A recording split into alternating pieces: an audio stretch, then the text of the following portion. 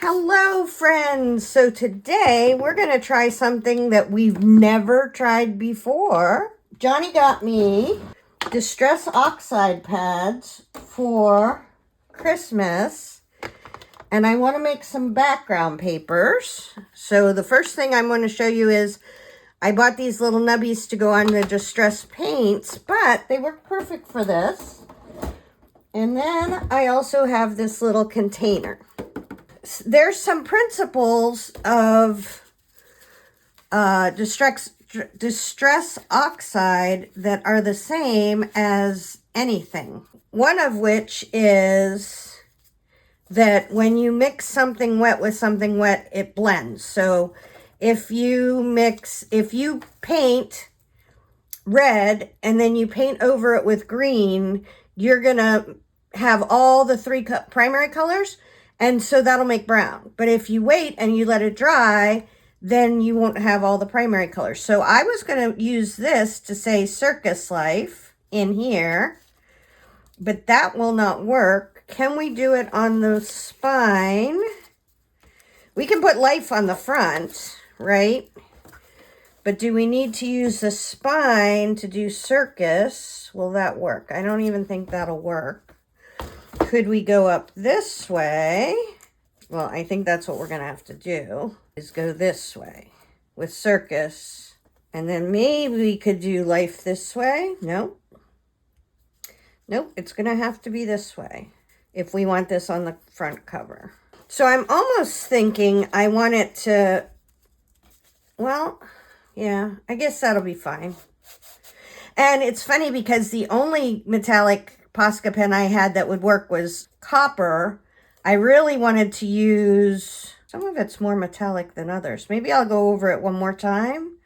Or maybe I just like that it's different ways. Now I'm all in on copper, right? I'm fine with us doing copper. So I need, well, anyways, what I'm going to do is I'm going to make background papers for these signs, for these letters, so I don't have to stick on each letter. I'm going to stick each letter to the paper we make, and then we can stick the paper we make to the journal. And I'm going to do some slow stitching, meaning I'm going to stitch around the paper to make it look like it's sewn, which it will be sewn, right? So we got these two, so we're going to write real quick on here. This is life. And this one's circus. So now we can take these away. I just had to see how long they were going to be. We'll put them on the journal. Everybody goes over here. Okay. And then we're going to, because I need this whole one for it to be long enough. And then we're going to make like a few other colors. Just so that because we want to make tags and tickets and stuff out of these. So we need to have colors for it. Okay. So let's go with making these two look like they're old, like old tattered paper. So what Tim said was if you smoosh, because we're going to smoosh.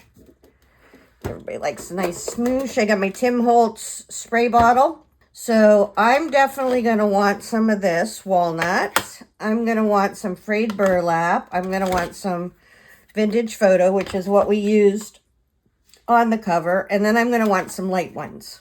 So we're going to go with scattered straw and antique linen. So we're going to have all three of those colors. But I'm going to start with the lighter colors first and then go up to the darker colors because I want the lighter colors to be the whole background.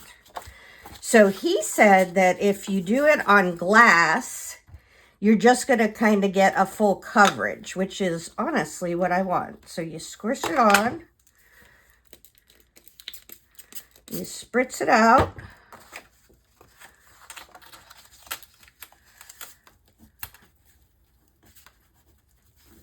And you, there, yeah.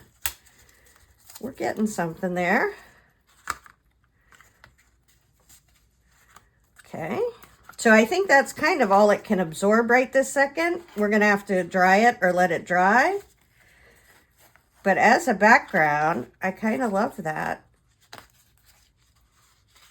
And we're already starting to get some little splotchy things. Okay, we're going to put this off to the side. I think I need more for this long one. All right, so dirt from my desk is getting on my paper, which will help with the authenticity of it, right?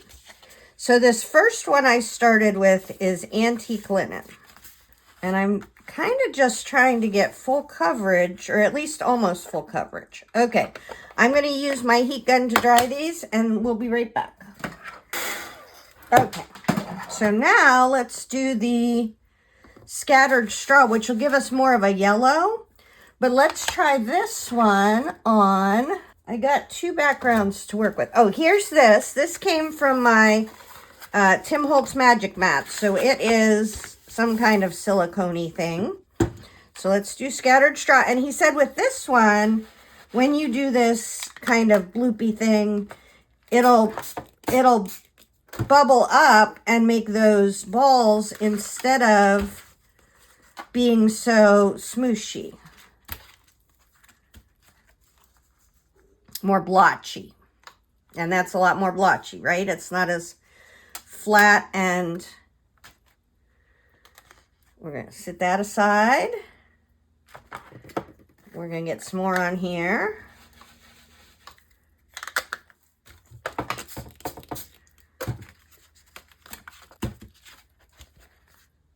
Oh, cool.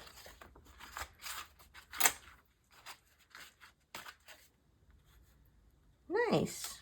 All right, let's go ahead and dry those. And Kitty comes in the craft room, so there's cat hairs all over everything. Savvy. All right, so we're starting to get layers of splotches and bubbles. Let's try another paper, or another kind of back. I have this big silicone mat that my husband got me. And we're going to see what that one does. All right. And this time we're going to smoosh all three. So this is Vintage Photo, Frayed Burlap, and Walnut Stain. Walnut Stain should be pretty dark. Okay, we're going to get them like that. And then this, I kind of want to go on the edges more.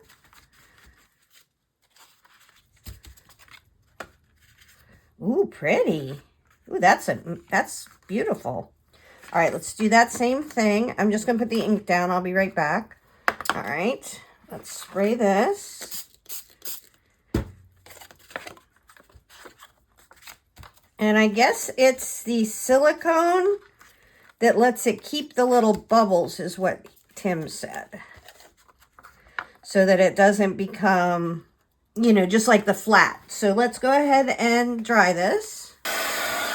All right, so what he said, though, is that if you use something that is absorbent, if we go in here and we lift off those, it'll pull the color off where it's still wet, which is fine for me. I feel like it's just adding more and more depth to this paper.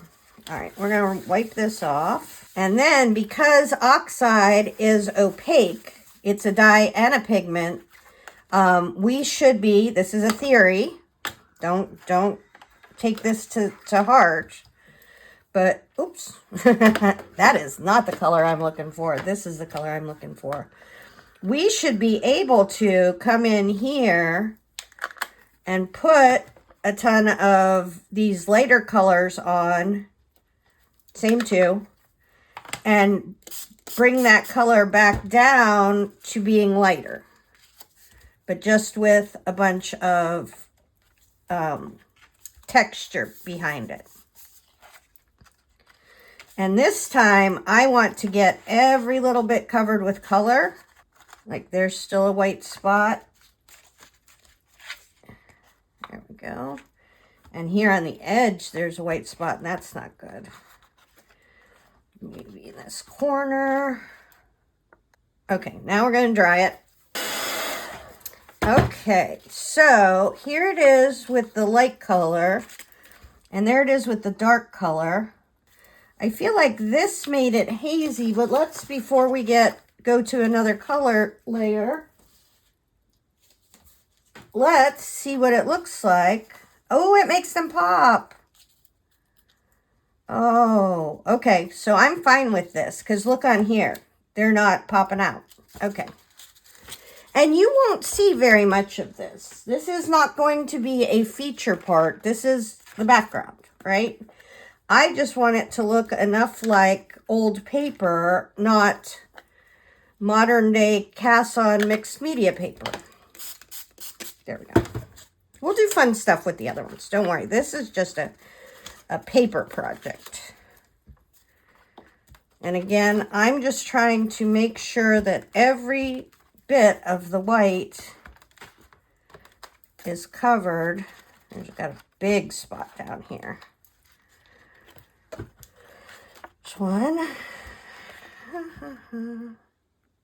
Okay, we have troubles down here. Let's see what happens if we wet this down here. We got big spots without. Okay, that's good. All right, this one's a lot more soggy wet. So I'm going to get this off here, and then I'm going to dry, and I'll be right back.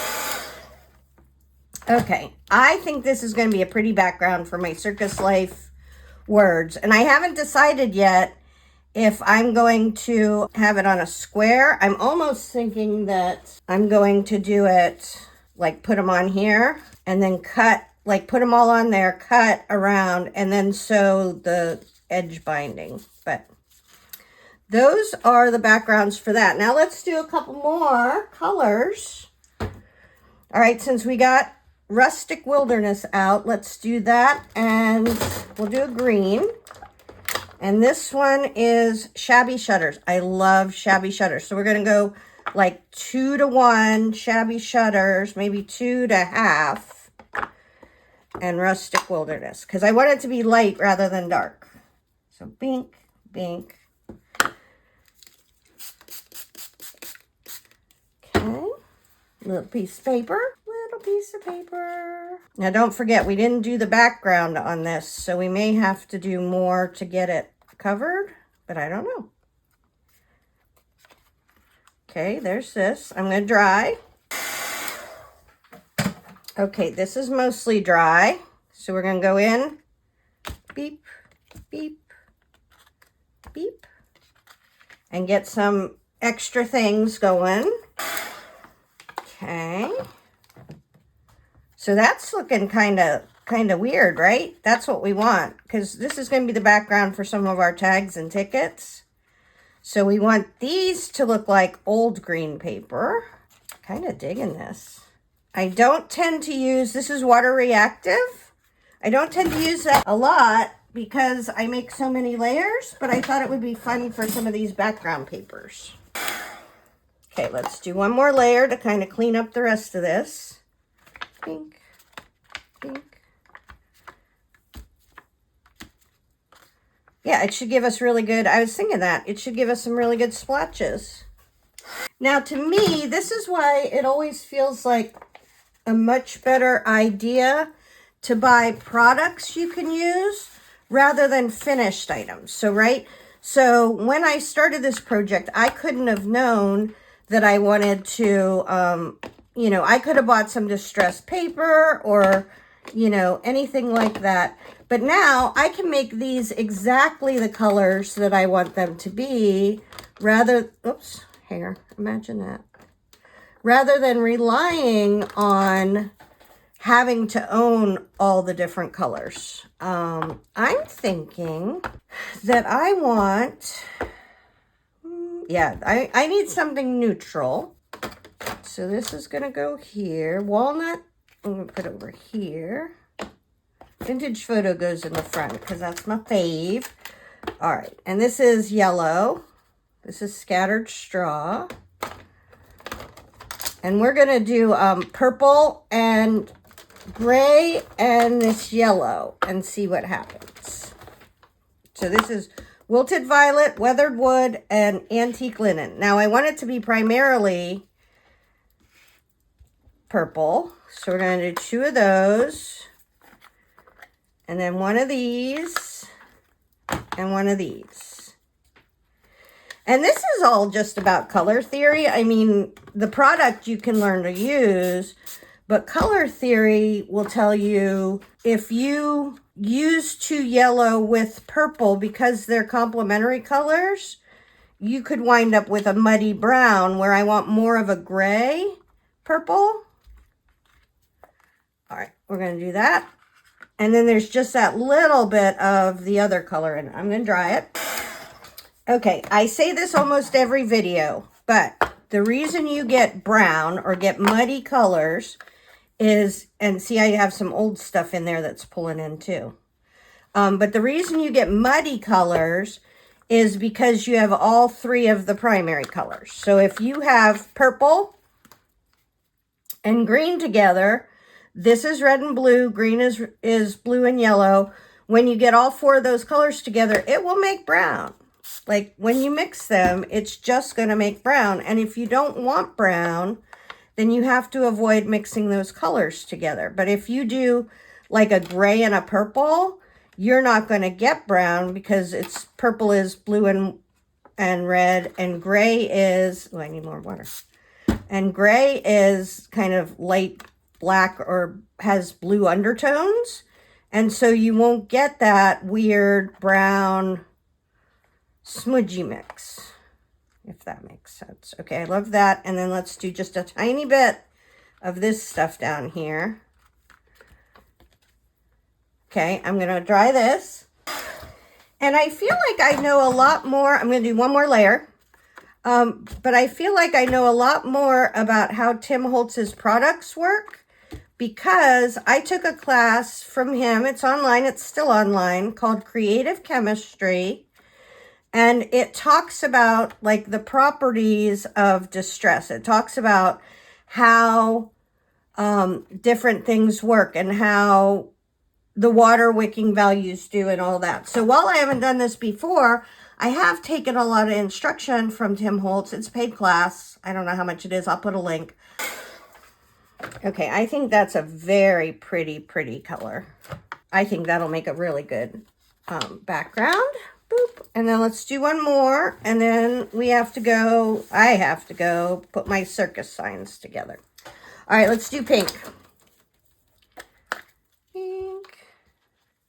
So I have seedless preserves and Victorian velvet. And I probably want a little bit more Victorian velvet than seedless preserves, or it could probably get pretty dark. I only have 1 tiny little piece of paper, so we should be good. Pink, pink, pink, pink, pink, pink, pink, pink, pink. Oh, pretty. Oh my gosh. Those 2 together are gorgeous. All right, we got kind of a base we're gonna dry.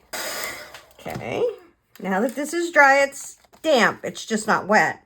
Now we're gonna come back in here. I gotta get this top.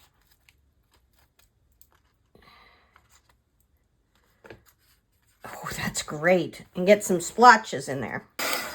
All right, let's just clean up the last of this. We'll go around the edges. And if you need instructions on how to use a product, what I always do is I go to timholtz.com and I do a search for what I'm trying to use. So for this, it was Distress Oxide. And he had a video about the difference between Distress Oxide. And then I also seen an old Creativation video about how you should use the Distress Oxide on a silicone, because then you get the bubblies.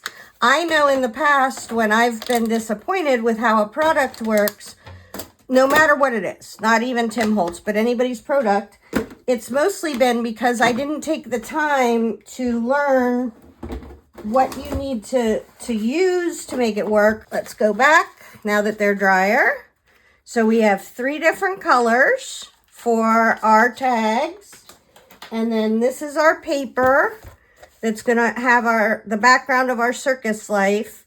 And I'm going to glue these on and sew that. But today we did Distress Oxide background. So hopefully that helps. Tara Jacobson, Artsy Fartsy Life.